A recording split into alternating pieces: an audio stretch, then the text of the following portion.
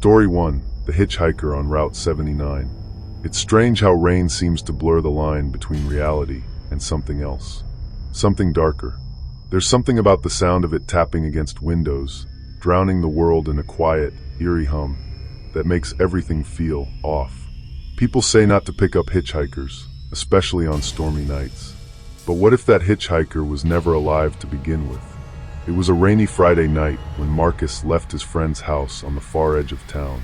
The get-together had run longer than expected, and though his friends had insisted he stay over, Marcus felt a strange urgency to get home. He couldn't explain it, just an itch under the skin, like something wasn't right, and the only cure was distance. He took Route 79, a rural highway known for being quiet and winding, surrounded by woods and the occasional broken-down farmhouse. The rain was coming down in thick sheets, and the old wipers on his '97 Camry did their best, but visibility was poor. Headlights barely pierced through the haze, and the rhythmic swish of the wipers became almost hypnotic. About 15 minutes into the drive, Marcus spotted something in the distance, just off the shoulder. A figure. As he approached, the outline became clearer. A woman, soaked head to toe, wearing a long white coat. Her hair was matted against her face, and she was holding out one arm, thumb extended. Marcus slowed down. Against his better judgment, against every warning he'd ever heard, he stopped. The woman didn't speak when she climbed into the car. She didn't even look at him, just closed the door gently and stared ahead. "Are you okay?" Marcus asked. She nodded. "Where are you headed?" She hesitated, then whispered, "Just up ahead, by the old gas station." There wasn't an old gas station on Route 79. Marcus had lived here his entire life, but maybe she meant one of the ones further into town. He shrugged it off and focused on the road. For a while they sat in silence. The only sounds were the rain and the soft hiss of tires on wet pavement. Then Marcus noticed something. The air inside the car was freezing. He reached over to adjust the heater, but it was already on full blast. He could see his breath. "Are you cold?" he asked. The woman didn't respond. He glanced over. Her hair had dried. Not just that, her clothes too. Perfectly dry, as if she'd never been in the rain. Marcus's stomach turned. He looked back at the road, trying to shake the unease. "We should be getting close to that gas station, right?" No answer. Then she spoke, soft, almost inaudible. He didn't stop. Marcus blinked. "What?" She turned to him, slowly, like her neck resisted the movement. Her eyes were glassy, sunken. "He saw me, but he didn't stop. So I walked, in the rain, for miles." Marcus's grip on the wheel tightened. "Who didn't stop?" he asked, voice trembling. "The man in the truck," she said. "The blue pickup. He kept driving. I was alone. I was screaming. He left me." Marcus's chest tightened. His eyes darted to the rearview mirror, where he swore he saw her reflection smiling.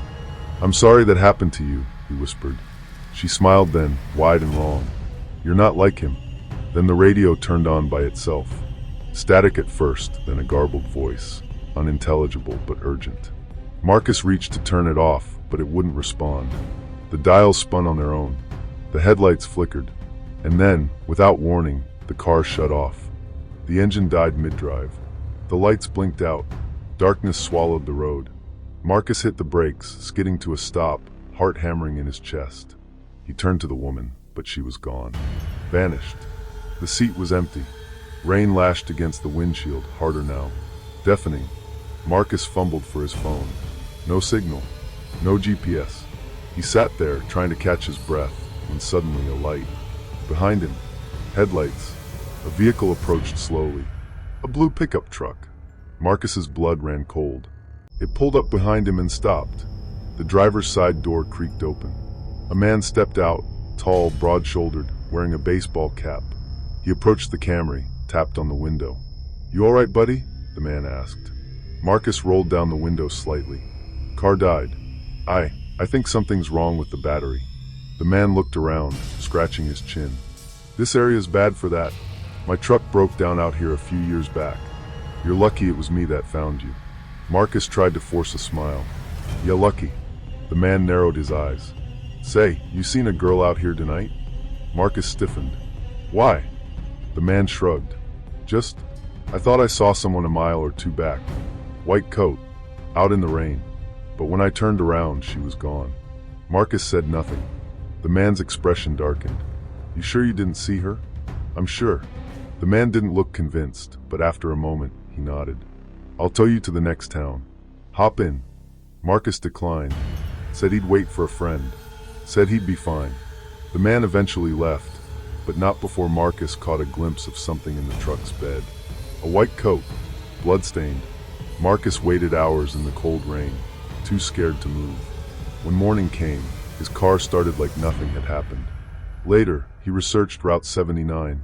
Turns out, 20 years ago, a girl had broken down on that stretch of road during a storm. She was picked up by a man in a blue pickup truck. Never made it home. Her body was found months later in the woods nearby. No one ever found the killer. Marcus never drove that road again, and he never picks up hitchhikers. But sometimes when it rains, he dreams of her, sitting beside him, smiling that broken smile. Rain has a way of masking the past, of washing away the blood and the screams. But some stains don't fade. They linger, waiting to be noticed, waiting for someone kind enough to stop. So the next time you're driving on a rainy night and you see someone on the side of the road, think twice before you open that door. Because not every lost soul wants to be saved.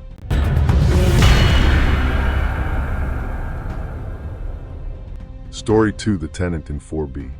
Rainy nights have a way of making everything feel lonelier. The buildings seem older. The shadows stretch longer. And in one decaying apartment complex on the outskirts of Chicago, one such night became the backdrop for a mystery so terrifying, the tenants still whisper about it in hushed tones. If you ask them about what happened in 4B, they'll all say the same thing.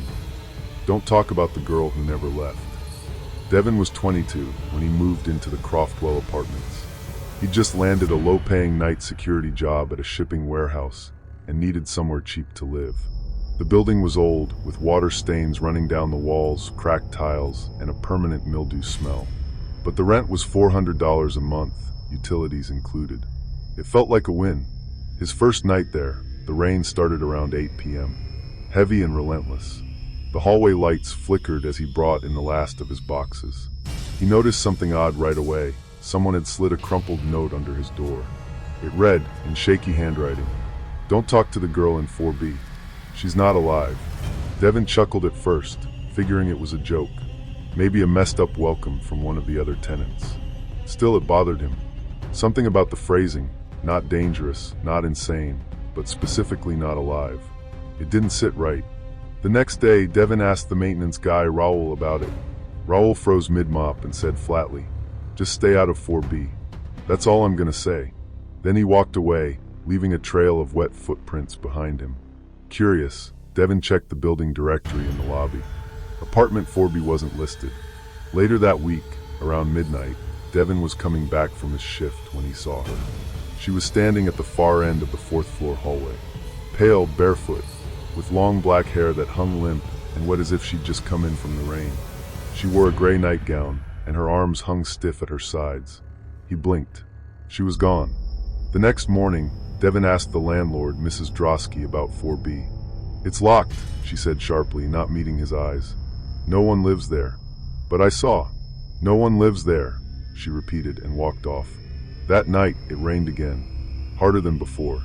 Thunder cracked like gunfire, and the wind howled through the broken seals around the windows. At exactly 2:13 a.m., Devin woke up to the sound of dripping.